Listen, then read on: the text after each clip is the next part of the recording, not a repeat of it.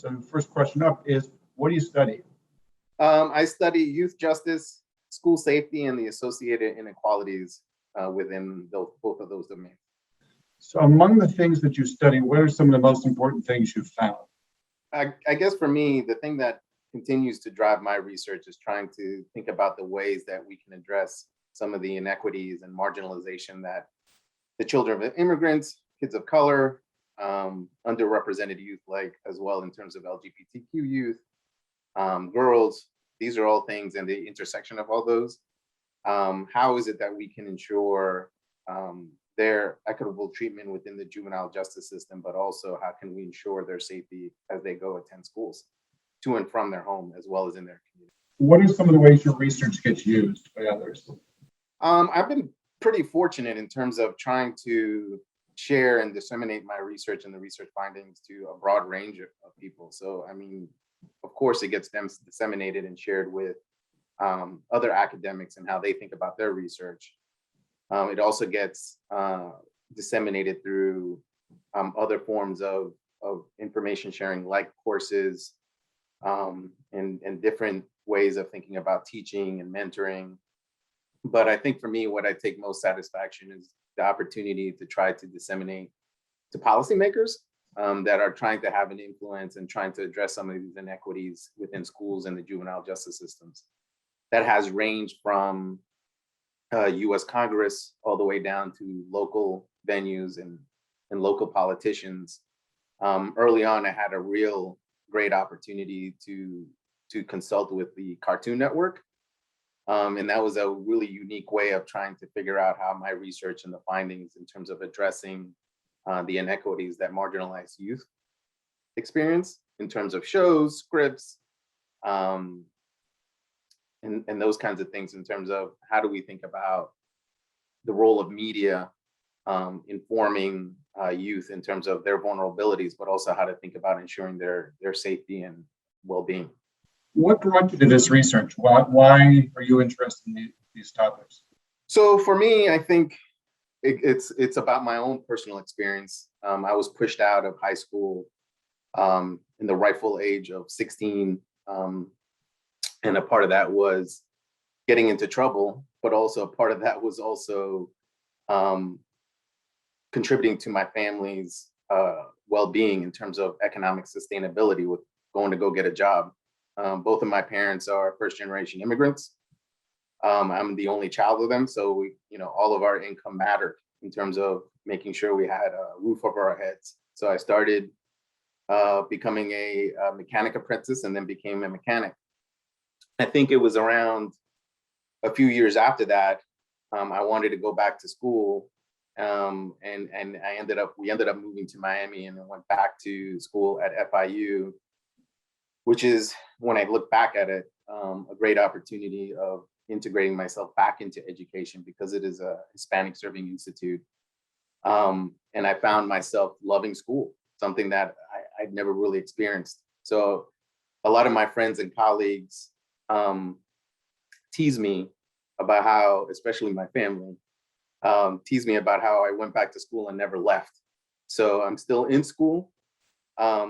I think the one piece of research that really was eye-opening and really hooked me in terms of thinking about what is it that I wanted to do in terms of the rest of my career, but also in terms of my life and trying to address these things, was reading Jonathan Kozol's Savage Inequalities and thinking about the presentation of inequality and disadvantage with reproduced in these schools.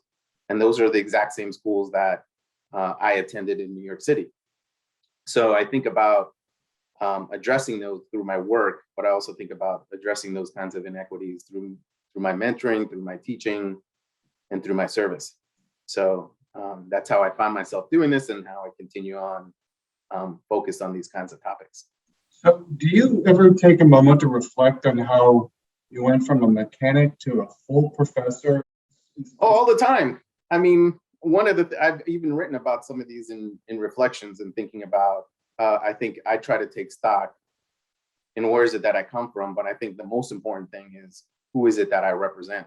I mean, one of the things that I try to instill and try to mentor some of my grad students as well as undergraduate students is that you're doing this for a reason, right? It's not easy. One of the things that I've learned and I've even witnessed through other graduate students as I get them through the system or get them through their education is that it's a hard effort to go to school, especially when you're a first generation student and you want to start representing your family and representing your community by earning a good wage, contributing to their sustainability. But it's easy to get caught up in the way of thinking about what it means to be successful and what it means to be progress, because it's hard to navigate higher education and academia when you often don't see yourself represented in the curriculum, faculty. So these are the things I try to remind myself of and try to instill in other scholars. Like, why is it that we're doing this? It gets easy to think about publishing and research productivity, but I often remind myself, I mean, even though that I do quantitative work, that those are lives that we are responsible for. Those are social problems that we are committed to address, or at least to highlight in terms of inequities. And that's what I often take at each of these moments. I try to, especially through different stages of promotion as well as relocation into new institutions, I try to remind myself why I'm doing this. And that keeps me focused on what's at hand in terms of what needs to be tasked. So you must have either gotten some good advice at some point in your life, or I know you well enough to know you give advice and give good advice. What's the best advice you've either gotten or you give? I would say the best advice that is almost something that I try to reinstill. Don't forget who I represent. I do my best, and it comes out multifaceted, right? I try to do my best to represent my community, my family, my colleagues. I think I do that, and I try to instill that so importantly because I think as an underrepresented scholar, and I think for me, one of the things that motivates me and why I try my best to represent myself as well as possible is to try to continue prior doors that would open for me and to keep those doors open for other underrepresented scholars. I try to keep that door open with doing important work, but also trying to do the best work that I can. Try to conduct myself as responsible as possible, but also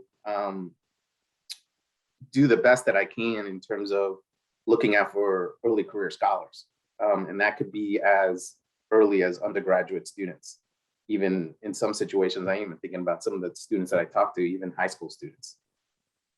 It's a number of challenges. It's a number of challenges I had to overcome growing up and born and raised in Spanish Harlem in terms of community violence, under-resourced schools, under-resourced communities. And these are things that, I try to remind myself of when I work with a number of students. That's the same thing they have to face. But then even the work that I do in research, but also when I teach, and the service that I do, I try to remind myself of that as well. Like these are children that are often marginalized and trying to pursue what all of us are trying to pursue, right? An opportunity to succeed and to progress in our society.